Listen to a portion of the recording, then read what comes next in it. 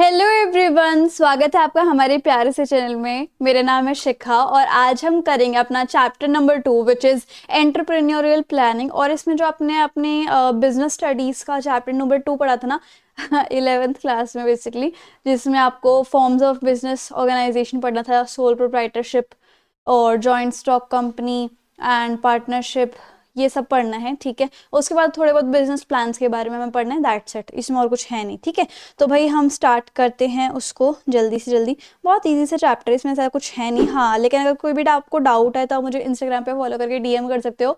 और नोट्स तो है नहीं, तो मैं एनसीईआरटी से ही पढ़ा रही हूँ, आई होप वो आपके पास होगी। और बाकी किसी और सब्जेक्ट के नोट्स चाहिए तो आपको टेलीग्राम पर मिल जाएंगे, है ना।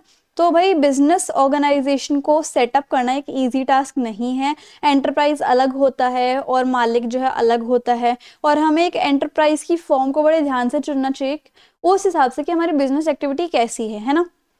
उसके बाद हमें जो है काफ़ी सारे material, tool, equipment, working space और बहुत सारी सिस्टमैटिक तरीके से एफिशिएंट मैनर में काम करना होता है ताकि हमारे जो एंटरप्रेन्योरियल गोल्स हैं हम उनको अचीव कर सकें। तो इसलिए हमें बिजनेस ऑर्गेनाइजेशन की फॉर्म को बहुत अच्छी तरीके से छांटना चाहिए। अब हर एक बिजनेस एंटिटी के लिए, चाहे आप कोई भी बिजनेस फॉर्म चूज करो, उसके लिए एक अलग लीगल फ्रेमवर्क होता है, एक अलग लीगल तरीके से काम चलता है। हर एक का लीगल स्ट्रक्चर मतलब कि अलग है ना।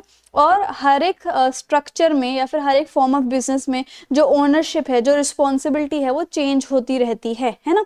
और अप्रोप्रिएट फॉर्म ऑफ ऑर्गेनाइजेशन हमें चुन लेनी चाहिए ताकि आगे जाके एक एंटरप्राइज की सक्सेस जो है और फ्यूचर प्रोस्पेक्टस जो है वो अच्छे से हो जाए, है ना। अब हमें पढ़ना है कि कितनी फॉर्म्स ऑफ एंटरप्राइज होती हैं। एक होती है प्राइवेट सेक्टर, पब्लिक सेक्टर और जॉइंट सेक्टर, ये आप पढ़ के आ चुके हो। प्राइवेट सेक्टर में देखो, सोल प्रोप्राइटरशिप होती है, partnership, joint stock company, Hindu undivided family और कोऑपरेटिव सोसाइटी, है ना। उसके बाद पब्लिक सेक्टर में आपका डिपार्टमेंटल अंडरटेकिंग है, पब्लिक कॉरपोरेशन है और स्टैट्यूटरी कॉरपोरेशन है। और एक जॉइंट सेक्टर होता है जिसमें प्राइवेट एंड पब्लिक मिक्सअप होते हैं एंड फिर एक किसी बड़े से प्रोजेक्ट पे काम करते हैं। तो हमें अभी अपने सिलेबस में सिर्फ सोल प्रोप्राइटरशिप, पार्टनरशिप और जॉइंट स्टॉक कंपनी का कंसेप्ट पढ़ना है और उसके हमें थोड़े बहुत कैरेक्टरिस्टिक्स देखने हैं। ठीक है, तो हम आते हैं अभी सोल प्रोप्राइटरशिप में। इसमें क्या होता है, वन मैन कंट्रोल होता है। और WR बेसेट ने कहा है कि जो वन मैन कंट्रोल होता है वो पूरे वर्ल्ड में बेस्ट है, क्योंकि एक इंसान काफ़ी है हर एक चीज़ को मैनेज करने के लिए। तो यहाँ पर सबसे पहला फॉर्म ऑफ बिजनेस, हिस्टोरिकली बता रही हूँ, सबसे पहला फॉर्म ऑफ बिजनेस जो है वो यही स्टार्ट हुआ था, सोल प्रोप्राइटरशिप, है ना। सबसे पुराना, सबसे सिंपल और आज भी जो सबसे ज़्यादा यूज़ होता है मोस्ट कॉमनली बिजनेस ऑर्गेनाइजेशन, वो है सोल प्रोप्राइटरशिप, जिसमें एक सिंगल इंसान, ओनली वन पर्सन फाइनेंस करता है, अपने बिजनेस को कंट्रोल करता है और मैनेज करता है। और इसी चीज़ को हम क्या कहते हैं भाई, सोल प्रोप्राइटरशिप कहते हैं। परचून की दुकान एग्जाम्पल हो गया, ब्यूटी पार्लर का एग्जाम्पल हो गया, बार्बर की शॉप एग्जाम्पल हो गया। इस तरीके से सोल प्रोप्राइटरशिप होती है। कैरेक्टरिस्टिक क्या है, एक इंसान संभालता है, ओन करता है, इंडिविजुअल ओनरशिप। दूसरा, इंडिविजुअल मैनेज करता है, कंट्रोल करता है। इंडिविजुअल ही फाइनेंस करता है। बिजनेस और जो एंटरप्रेन्योर होता है, उन दोनों को अलग अलग नहीं समझा जाता। यूं बोलते हैं ना कि जैसे हमारी गली में एक दुकान है, उनको उसके जो ओनर का नाम है वो पप्पल अंकल है, ठीक है। तो हम ये नहीं बोल सकते कि पप्पल अंकल अलग है, उनकी दुकान अलग है, हम ये बोलते हैं पप्पल अंकल की दुकान है, इस तरीके से। So no separate legal entity का क्या मतलब होता है कि बिजनेस और ओनर जो है वो सेम ही माने जाते हैं। और अनलिमिटेड लाइबिलिटी क्या होती है कि जैसे मान लो अगर कोई कर्जा वर्जा चढ़ भी गया, तो जो एंटरप्रेन्योर होता है उसको बेशक अपने घर को बेचना पड़े या फिर कर्ज लेना चाहिए, उसको चाहे कुछ भी करना पड़े, उसको वो उधार जो है अपने बल पे ही करनी होगी, ठीक है।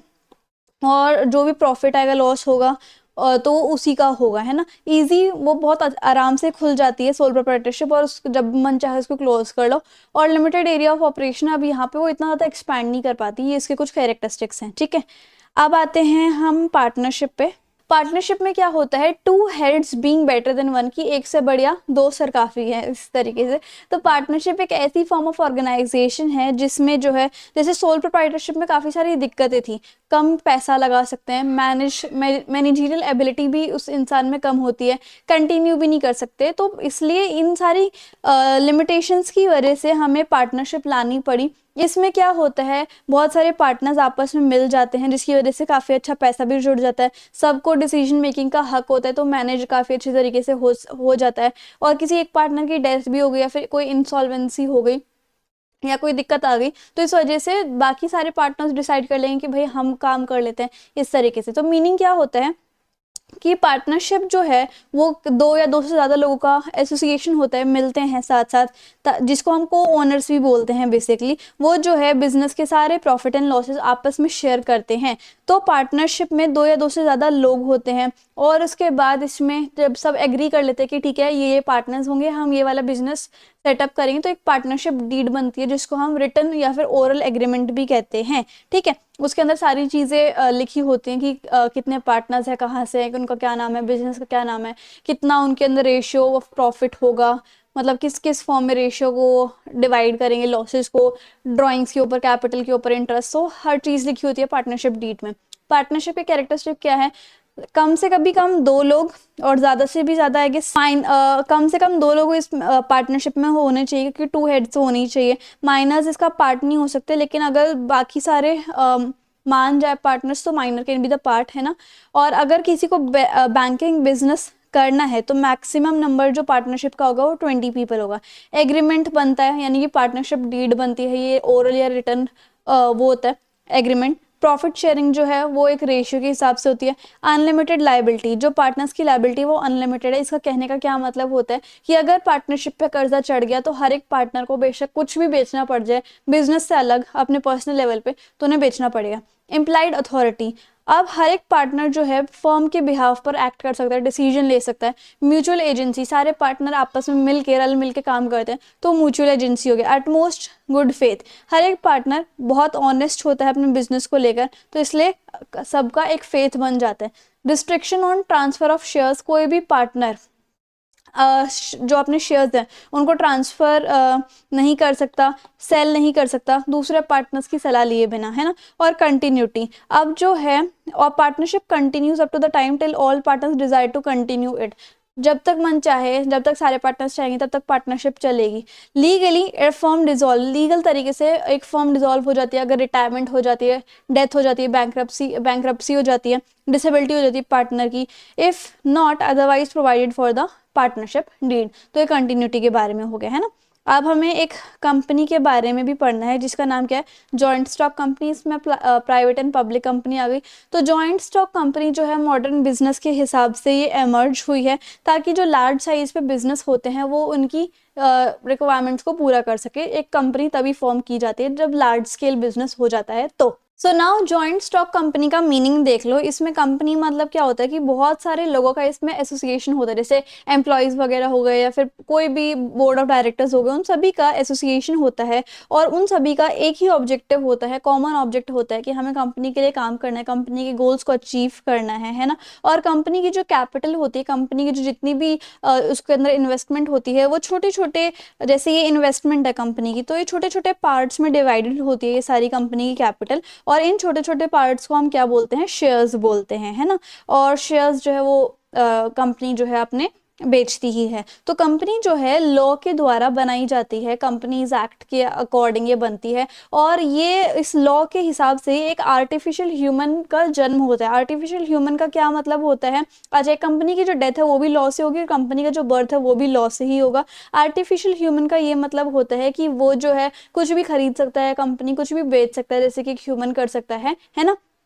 But company is not living, that's why it is artificial human. अब कंपनी के कैरेक्टरिस्टिक देखो, जैसे वॉलंटरी एसोसिएशन होते हैं, बहुत सारे लोग इसके अंदर काम करते हैं, एक अचीवेबल गोल की तरफ सब काम करते हैं, तो इसलिए वो एक वॉलंटरी एसोसिएशन है। यहाँ पर कम से भी कम दो लोग चाहिए होते हैं कंपनी बनाने के लिए, वो भी प्राइवेट, और मिनिमम जो है 7% चाहिए होते हैं पब्लिक कंपनी बनाने के लिए। ये एक आर्टिफिशियल पर्सन होता है, इसके अंदर कोई बॉडी नहीं होती, कोई कॉन्साइंस मतलब दिमाग नहीं होता, ये फिर भी एग्जिस्ट करती है पर्सन की तरह, है ना। और इसकी एक अलग से आइडेंटिटी होती है, जैसे कि ह्यूमन बींग सेल कर सकता है, बाय कर सकता है, खुद की प्रॉपर्टी को ओन कर सकता है, और कोई अगर दूसरे गलत काम कर दे तो उसके खिलाफ मनी भी ले सकता है, और अगर वो किसी के साथ गलत कर दे तो वो उसको दूसरों को पैसे देने पड़ेंगे। वैसे ही कंपनी भी एक आर्टिफिशियल पर्सन है जो कि ये सारे काम करती है।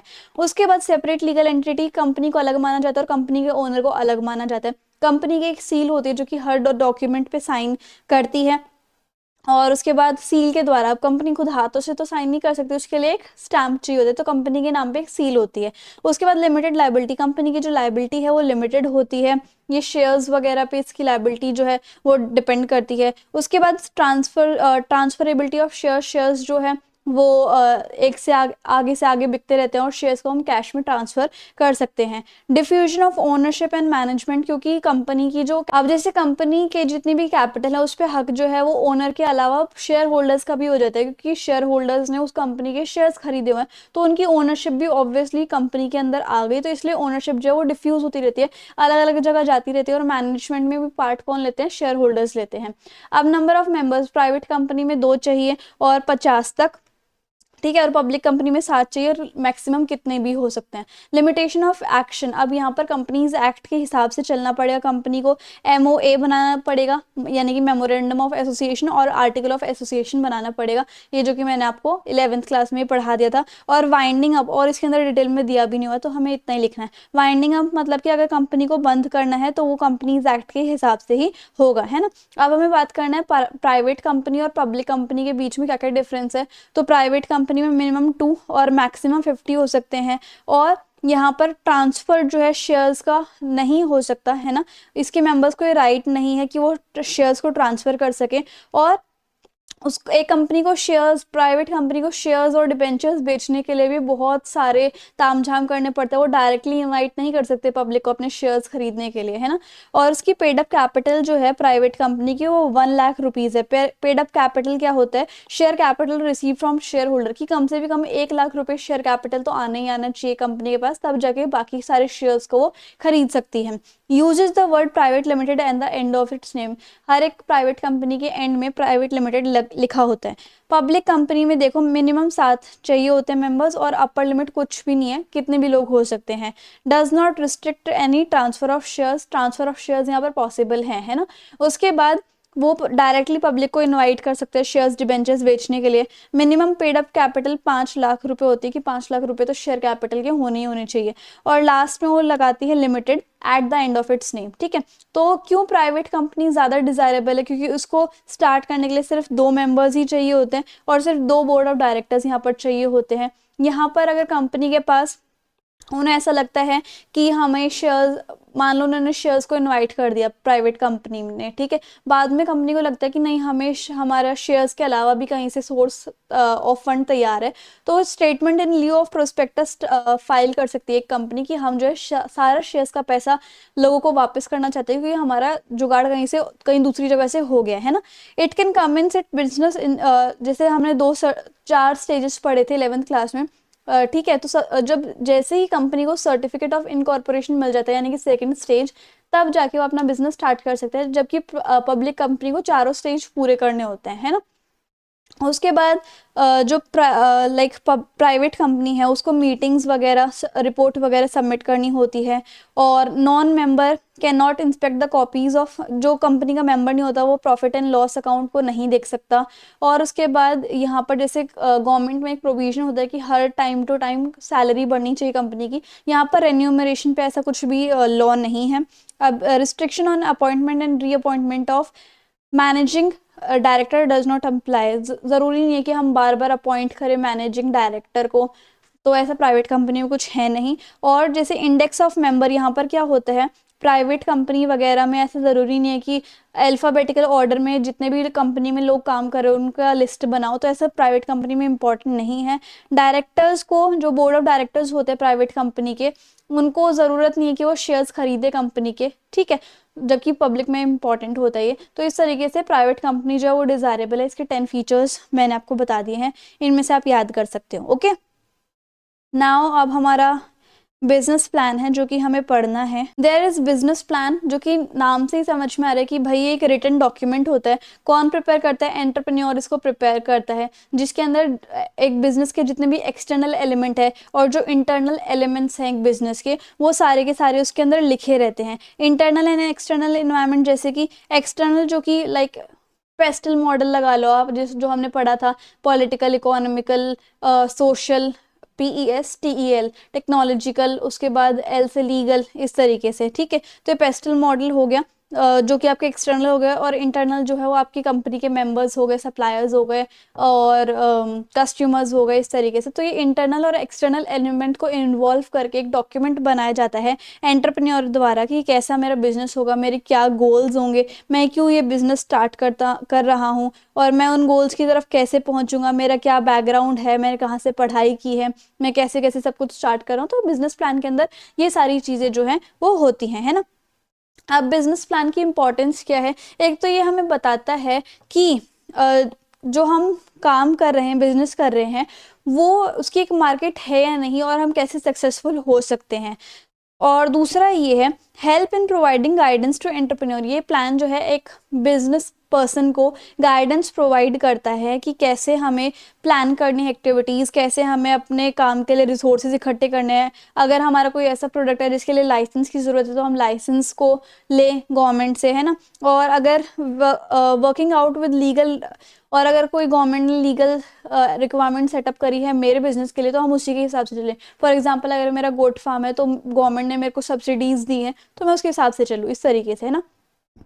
एक बिजनेस प्लान जो है, चाहे बिजनेस के कितने भी स्टेक होल्डर्स हैं, है ना, सभी के इश्यूज, क्वेरीज, कंसर्न को सेटिस्फाई करता है। अब जैसे शार्क टैंक में जितने भी लाइक बिजनेस पर्सन्स आते हैं, तो शार्क टैंक जितने भी शार्क्स होते हैं उनकी सभी जो क्वेरीज होती हैं, कंसर्न्स होते हैं, इश्यूज होते हैं, वो सभी को सॉल्व कौन करता है? वो जो पर्सन अपने बिजनेस को लेके आया होता है।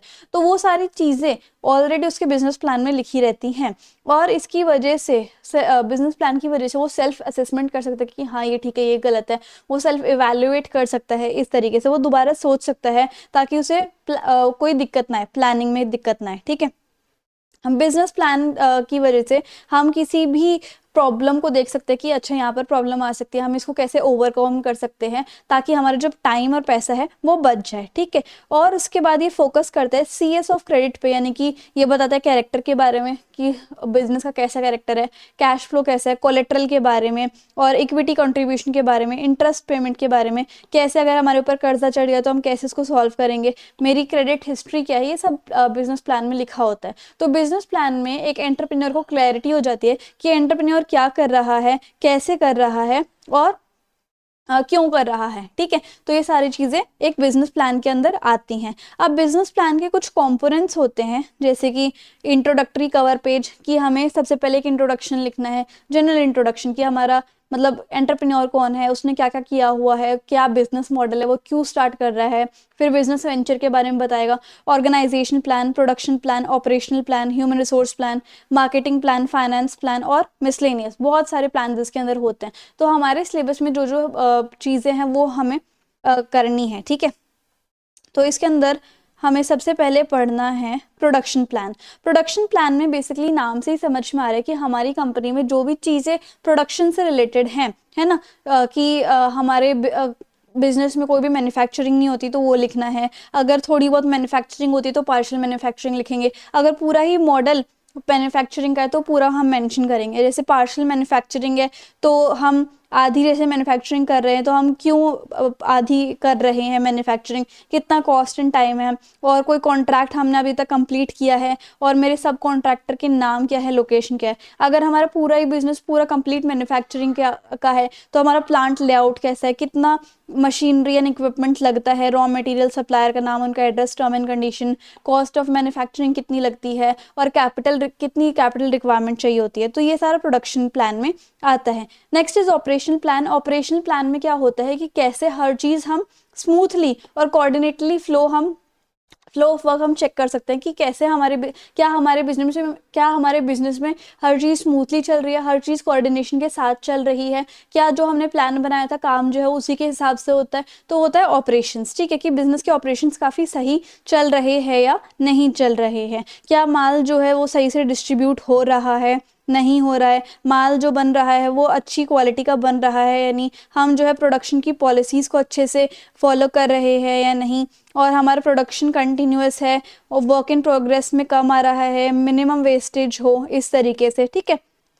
मटेरियल्स का ऑर्डरली फ्लो हो, मतलब रॉ मटेरियल्स फटाफट से आए। Engineering, purchasing, production, sales and selling and inventory management में काफ़ी अच्छा कोऑर्डिनेशन हो। तो ये होता है ऑपरेशनल प्लान में, जिसमें प्रोडक्ट की quantity, quality, time, place and cost हर चीज़ के बारे में लिखा होता है, ठीक है। अच्छा जी, अब उसके बाद हम आते हैं ऑर्गेनाइजेशनल प्लान। इसके अंदर आप कोई भी काइंड ऑफ बिजनेस करते हो, लेकिन हर एक में काफ़ी सारी कैटेगरी आती हैं। जैसे सबसे पहले में आती है मैन्युफैक्चरिंग, कि आप जो है किसी प्रोडक्ट को बना रहे हो। नेक्स्ट आता है होलसेल, कि आप किसी से बल्क में बाय कर रहे हो और फिर बेच रहे हो। फिर आता है रिटेल, कि आप जो है डायरेक्टली, आपका बिजनेस जो है एक दुकानदार का है, आप जो है डायरेक्टली कस्टमर को बेच रहे हो। और चौथा आता है आपका सर्विस, कि आप जो है एक इनटैंजिबल प्रोडक्ट को सेल कर रहे हो, जैसे टाइम और एक्सपर्टीज के हिसाब से कोई सर्विसेज आप बेच रहे हो। तो ये आपका ऑर्गेनाइजेशन प्लान है कि आपका किस लाइन में आपका बिजनेस फॉल करता है, ठीक है। और दूसरा इसके अंदर फॉर्म्स ऑफ बिजनेस भी आते हैं, कि किस फॉर्म ऑफ बिजनेस में आपका बिजनेस लाई करता है। Next is financial plan. Financial plan में आपके बिजनेस में जो वर्किंग कैपिटल नीड्स हैं, ठीक है, तो वो कैसे हो रही हैं, या फिर जो आपके फिक्स्ड कैपिटल नीड्स हैं वो कैसे फाइनेंस हो रही हैं, आपने कौन सा सोर्स ऑफ फंड चूज किया है, आपकी ओनर्स कैपिटल कितनी है, आपकी बोरोड कैपिटल कितनी है, और बोरोड कैपिटल का सोर्स क्या है, आपने शेयर्स एंड डिबेंचर्स इशू किया या फिर किसी प्रोफेशनल से आपने लोन लिया है ना, रेवेन्यू फंड्स, इन्वेस्टर्स इसके अंदर आता है। और उसके बाद आपने कौन सा डिसीजन लिया, investment decision, financing decision, income statement, इस तरीके से आपकी कैश फ्लो कैसी है, बैलेंस शीट कैसी है, ब्रेक इवन पॉइंट क्या है आपका, और सोशल एंड इकोनॉमिकल वेरिएबल्स कौन कौन से हैं। तो ये सब आपका फाइनेंशियल प्लान में आ जाता है, ठीक है। एक आता है मैन पावर, इसको हम वो भी कह सकते हैं कि ह्यूमन रिसोर्स प्लान, ठीक है। इसके अंदर क्या होता है कि हमारे ऑर्गेनाइजेशन में कितने लोग जो है काम करने के लिए चाहिए, कितनी सारी वैकेंट प्लेसेस हैं, पोस्ट हैं जिसको हमें अभी रिक्रूट करना है लोगों को, उसके बाद उनकी ट्रेनिंग, स्टाफिंग का देखना, ये सब चीज़ें मैन पावर उसके अंदर प्लान के अंदर आती है ना। How many people are required, किस तरीके के लोग हमें चाहिए, हमें कौन कौन सा प्रोसीजर फॉलो करना है, जैसे रिक्रूटमेंट का, सिलेक्शन का, ट्रेनिंग का, इस तरीके से। अगला है भाई, इसको हम रब कर देते हैं, ओके।